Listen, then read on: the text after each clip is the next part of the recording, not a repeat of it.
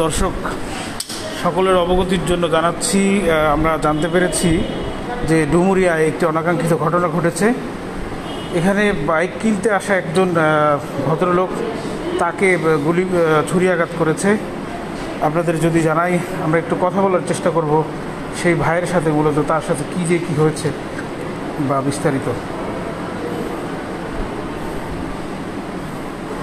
ভাই কি হয়েছে ভাই আপনার সাথে একটু বলেন। শাহপুরে সকাল 12টায় রওনা দিছি বাইক কেনার জন্য, এবং আমার পকেটে 40,000 টাকা, আমার 2টা ফোন, আমার গলার একটা চেন।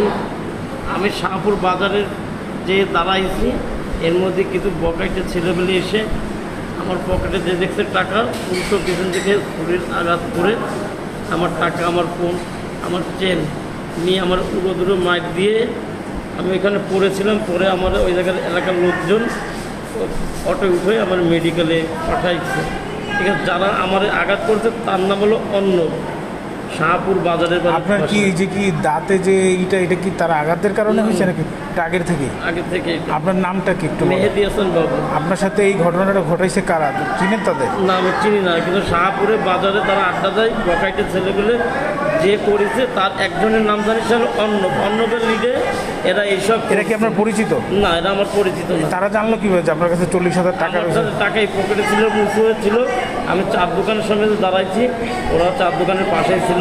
ওরা কথা করতে পিছন থেকে একেবারে ছুরির আঘাত দিয়ে আমাদের এইসব মালামাল নিয়ে চলে গেছে। পরে এলাকায় মামলা করেছেন?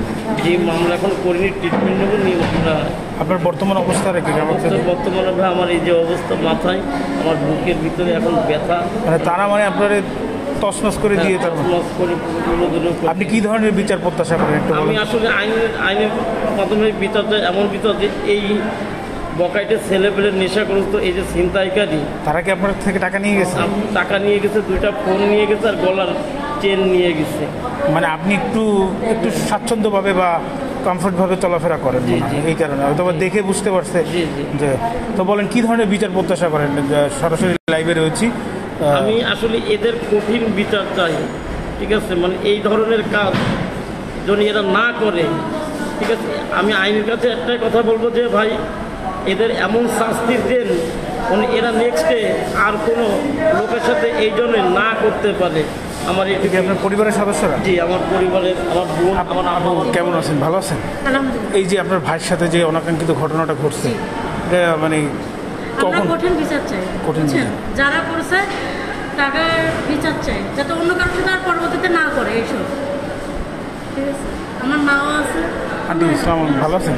কি ধরনের বিচার প্রত্যাশা করেন এই যে ঘটনাটা? আমি যারা মামা সোহানের সাথে করেছে, আমি আরো বেশি তাকে শাস্তি চাই। এর মামা সোহানের সাথে যে অন্যায় করেছে, কোথায় ঘটনাটা? অন্যায়ের জন্য আর মানুষের সাথে না করে এইটুকু আমি এইটুকু চাই, শাস্তি আরো বেশি চাই আমি। দর্শক শুনছিলেন যে ভাইটিকে মূলত আহত করেছে গুরুতর, তার মার কাছ থেকে, তার বোনের কাছ থেকে।